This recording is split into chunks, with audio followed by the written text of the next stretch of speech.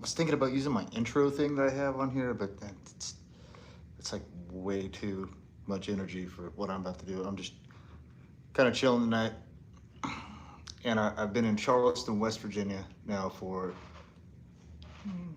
like just a little over 2 years, like 2 year anniversary in this house actually. So yeah, like 2 years and some months, 2 years, 3 months, something like it. Anyway, been here for a couple years now. I moved here from Avondale, Arizona, which is the west side of Phoenix, about 15 minutes from the capital, where there's like 6 million people. Because they all moved from California to Phoenix, and all the houses are ridiculous now. Anyway, I was one of them. I went a roundabout way, but then I was like, I was trying to get away from you guys. I'm going somewhere else. So I did my research, and it was a toss-up between Texas and West Virginia. So here I am in West Virginia. I like Texas. I lived there before. That's why it was on my list. I have a, never mind. Okay, so one of my friends thinks that, or thought, I got all straightened out yesterday, thought that West Virginia was just literally the west part of Virginia. And she was trying to look up the airport, and she couldn't find it. And I was like, yeah, because I don't live in Virginia. I live in West Virginia. She goes, oh, I should have paid more attention in class. I go, there's not a lot of people here. That's kind of part of the reason I came here. So, actually, I'm not going to say too much. It's pretty cool here. It's pretty cool here. Don't come here and fuck it up, though. But anyway, I'm going to tell you, there's some things that need help. So I'm going to tell you the positive things and the negative things about my experience here, minus all my other stuff I talk about on my other videos. I'm just going to talk about Charleston, West Virginia. Okay, so there's going to be comments. Actually, I can't even see the comments here.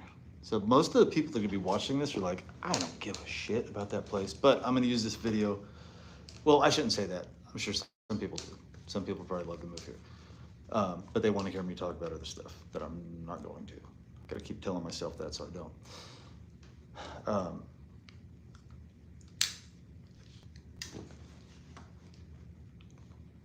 Trying to figure out where I want to start. First piece of property I bought here was over in Davis Creek off of Oakhurst Drive. It's a half acre. Bought it on a tax lien for $2,000 about 6 years ago. I bought it 4 years before I moved here because I knew that I was going to be leaving the Phoenix area sometime. And there was a 550 square foot house up at the top of the hill. It needed to be bulldozed and rebuilt. I thought I might be able to do it, keep some of the frame, but then at the bottom of the hill, there's a 3-story house. Some of you guys here know exactly, I know some of the local people watch my YouTube channel, so you know exactly what house I'm talking about. It's a 3-story house just past the fire department, Station 4, the volunteer department, and somebody just randomly built it, and it looks like it's gonna fall into the street. So that's my property. That 3-story house, and the 550 square foot house up the top, the whole side of the mountain right there. It's 2 Dolan Drive, and there's one neighbor on that street. He's 1 Dolan Drive, and that's literally the craziest dude that I have met that I've met since I got here. Tied with female. Anyway, that's gonna get into soap opera. We don't need to do that. We're talking about Charleston. So no, that's part of it. Actually, no. I backtrack. There's some characters here. There's some really interesting people. Okay, no, I'm gonna backtrack more. I I realized that I wasn't gonna be able to get that house over there fixed. This is not a Rolex. This is worth like $100 on eBay. It's a Nautis. Anyway, I found it in a storage unit. What was I saying? Oh, I realized I wasn't gonna be able to finished building the house before it got cold over there, and the more I thought about it, the hill is so steep. I tried to get a shed delivered there by the shed delivery company that delivers everywhere in West Virginia, and they looked up, they were like, that's the steepest driveway in West Virginia. We didn't even get that up there. And I was like, okay. So I did pretty good getting my 2-wheel drive like halfway up, and they were like, you did what? Anyway, so I just had the law of diminishing returns. Thank you to the person that taught me about that. I just said, oh, this is a no-go. I gotta find something else. So I ended up buying this house down here on what they call the flat in West Virginia, or in Charleston, the west side. And this is what I work all over the valley, down the river, around the Charleston area, within an hour, which could be Ohio or Kentucky. I haven't done any jobs in Ohio or Kentucky, but God damn it. Gosh darn it, sorry, y'all. Oh, I wish I could rewind this. Total brain fart. What the hell I was talking about, because I went off on a tangent. Okay, I need to go to the comments and somebody can remind me. Good Lord. And, oh, okay, no, I work, yeah. People call this the hood. It's kind of the hood. There's some drug addiction down here, just like any city. Well, no, not just West Virginia and Arizona, actually where I just came from, they were like to Huntington, down about an hour from here, 45 minutes. And whatever county that is, and Maricopa County in Arizona were like tied for 1 and 2. They'd like be going back and forth for the fentanyl epidemic. One, because Maricopa County is close to the Mexican border, to Ohio, rivers here, goes there, and then next thing you know, lots of family members and people die. Anyway, okay, so that was a thing really bad here. I've noticed a difference. They put in a Suboxone clinic over here. So that's the thing to fix that temporarily, I think, right now. But it's caused a lot of traffic going up and down the street here. And a lot of the neighbors I've heard, people I work for and other people random are like, okay, this is ridiculous. So that's kind of, but I bought this house was built in 1921. I might go out front and show you. There was an abandoned 2-story house across the street when I moved in. That house is now completely remodeled, turned into duplexes. It has like sheds outside. They did a really good job. It's got like a black metal roof on it. And they did a good job. It's a nice property. And then the guy behind me is completely remodeling his house himself, and just like with buddies and stuff like that from the ground up. And they've done a pretty damn good job, like with just like repurposed, reused stuff, restore or estate sales and all that stuff. And it's got some style to it. Looks good. So none of that has had, and I'm about halfway done with this. I got the front of my house landscaped, and I don't want to tell too much plans of what. Anyway, I've got this place about halfway done. So that's like 3 houses. This one was bad, which is bad. I got it for a really good deal because it was so bad and nobody wanted to buy it. It's a fucking awesome house. I think it's one of the best old houses down here on the entire west side. There's a couple really cool ones, even like some mid-century modern. That's one of the cool things about this area. All these houses around here were either built by the homeowners when they got here in the 1900s, like early 1900s, or contractors that were, they're using bricks, stucco, rough cut oak, solid oak, rough cut, like 4x6, 6x8, beams, trusses, rafters, everything is solid. It might not be completely, plumb or, like 16-inch rafters. It might be 16, 18, 20, 22, 23, whatever. And there might be some whiskey bottles underneath the floors, but they're built solid as shit, and they won't fall down like one of those new construction houses in Arizona. They just take a lot of love. But there's like better architecture here. I've lived in California, Tennessee, Texas, Oklahoma, Maryland, Arizona, been all over the United States and to a couple other countries, and like some of the architecture here is phenomenal, and some of it needs to be rescued, and some of it can be bought super cheap. I mean, comparatively to other places. If you already have capital to use and have something to float here, and you don't have a bit, you got to have a little bit of money to get one of these things going. It takes a lot of time and effort.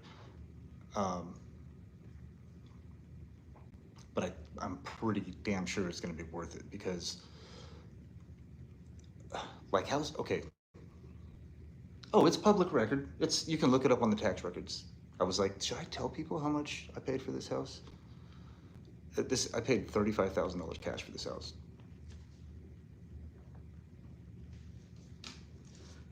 It's 2-story Victorian with an apartment built on the side with a garage with sliding oak doors. Like this house in the Bay Area, San Francisco, would be $3.6 million in the condition I bought it in.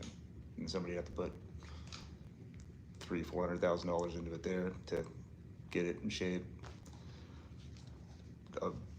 Way into that. I'm not even climbed. I'm like in the thousands. I just recycle shit and reuse it here. Anyway, a lot of people do that around here. It's really cool. It's like part of the culture. And actually there's some really cool remodels that people have done like that. Like, dude, back here, I'm doing that. That's what I've always done. But I noticed that's one of the things around here, and it's kind of neat. We're right on the Kanawha River, Kanawah,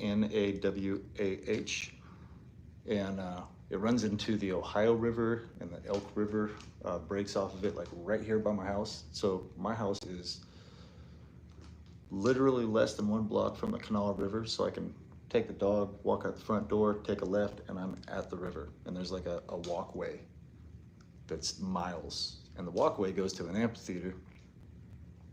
The pavilion, I can't remember what they call it. The pavilion, something. Anyway, it's an amphitheater, and they have something going on there like all the time. It seems like almost every weekend. Like the boulevard's always blocked off. The dude I was talking to today, he was kind of irritated by it, and I was like, oh shit, that's awesome, man. Everybody's getting together, going out doing stuff. I don't care. But I was just like, whatever, I take a different route. I don't give a shit, and just go the other way. I like that they do all that stuff. It's cool. They have free concerts down there all the time. They have like people with big names. Lady I was talking to today at Home Depot told me she saw Ray Charles there in the 60s. How bad it's on the river. It's an amphitheater on the river. People go out there with their boats and like just float around the back of the thing.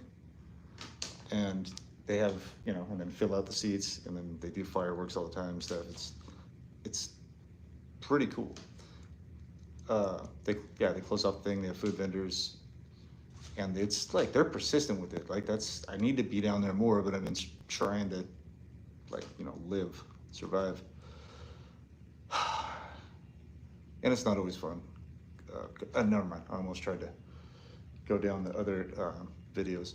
Okay, so the other things about Charleston. Downtown is really cool. We need more restaurants here, like mom and pop restaurants. We have the best, literally tied for number 2, best pizza place I've ever had in my entire life. Florentina's in Clovis, California, and then Graziano's here in Charleston, West Virginia. And you heard all the places I've been. That easy. And that one's shutting down. Thankfully, there's one in South Charleston, and that one's just as good. So it makes sense. They're probably having a hard time making money, but it sucks that we're losing that. But there's some other decent places to eat down there, but everything's so expensive, so it's tough I haven't got to go to all of them. We have a place called Pies and Pints. Pretty cool. It's like I think a chain, but they had good food in there when I went. Bar 101, Adelphia. That's like a local mom and pop bar grill. That's the first place I came to when I came here, and I met some Air Force dudes that me and my girlfriend went in there, and these guys were Air Force guys, and we ended up drinking all night, had food, didn't even live here yet. Went to go pay for our tab. Those guys had already taken off. We went to go pay for our tab, and the waitress was like, those guys took care of it. You know, thanks. That doesn't happen anywhere. Oh, I just thought of something maybe why that happened. Oh, never mind. Anyway, Adelphia's cool.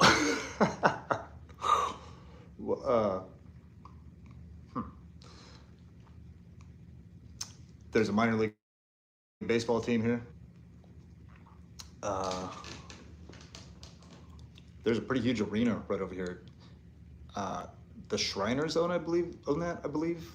There's like a big Shriners, what do they call those places?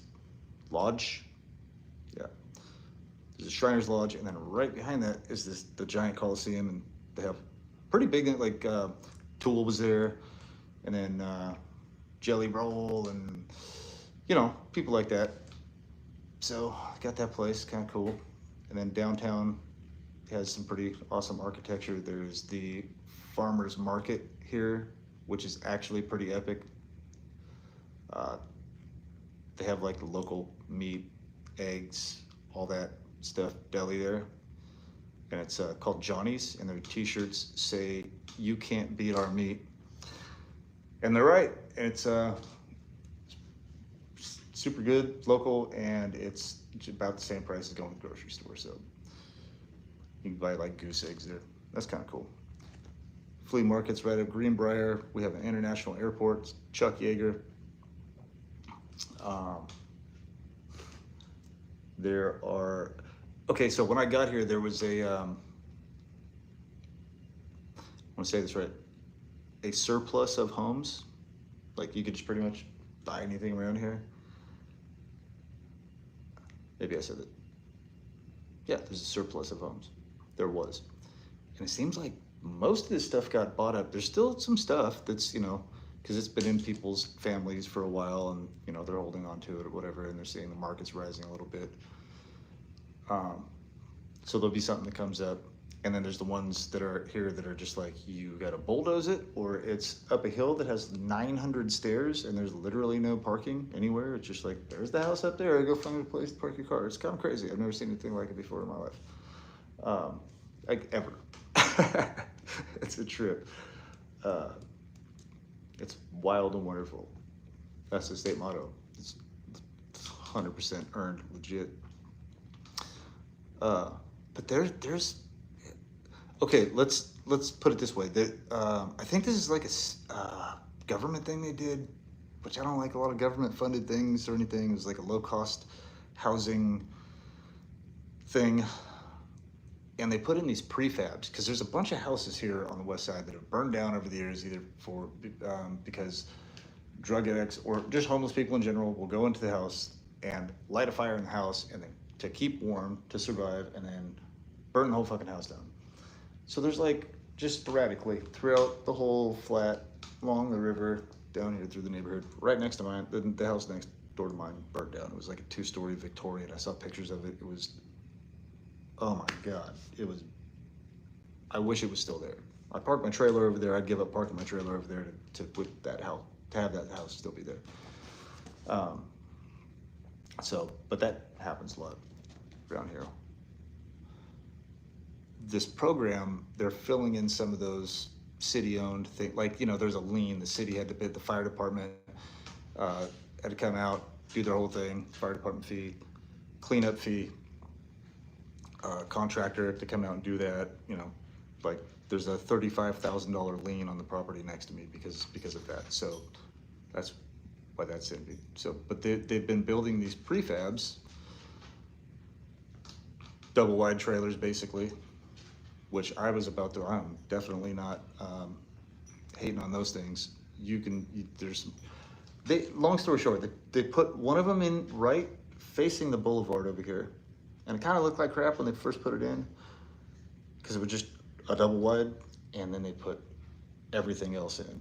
And they painted it, and they got the trim, and the gutters are perfect, and they put a nice black fence in, and the deck is like perfect and just facing out over the water where you can watch like the coal boats go back and forth and people like jet ski out there, and they're on pontoon boats and wakeboarding. And actually, you know what? I've never seen anybody wakeboard here one time.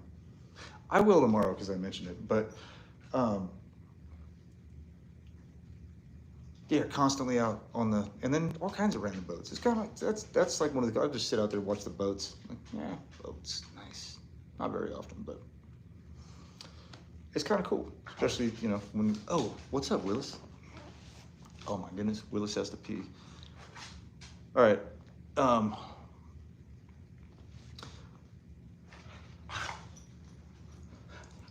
That house sold for $180,000. It's probably about 2,500 square feet, I would imagine. So think about those factors. Riverfront view, like literally house, street, where it's like neighborhood street, 40 miles an hour right there. The boulevard, it's called the boulevard. It's the main street here. It's on the same street as that pavilion I was telling you about. You get on your bike from your front porch, river, house, and just bike down to the free concerts. Kind of dope. So there's so much more to tell you about this place. This is probably a long enough video anyway. Willis has to go pee. I left out all kinds of stuff. Maybe I'll do another one of these and I'll just, you know, drink my hams that you get for $5. This is not an advertisement. I buy these because they're cheap. $5.34 after tax for a 6-pack. They're tied with Tecate, but I can't buy that here for some reason. That'd be a good thing. Yeah. Find a way to get Tecate here, at least at Charleston. Maybe it's the company that they don't. I don't know. Anyway, it's a good one. Get it here legally. But, and then like, just some mom and pop restaurants. Y'all can do it. Some of you people around here can cook. Get a loan, do something. Sell out, to have an estate sale, so start a food truck, park it over here on the west side. There's so many people that want a decently priced good meal. Yeah, it's tough now though. All right, I gotta let Willie pee. I'll do another one of these. Yeah. All right, it'll be cooler next time. Y'all be safe through the heat and drink plenty of water. Cancel. No, end.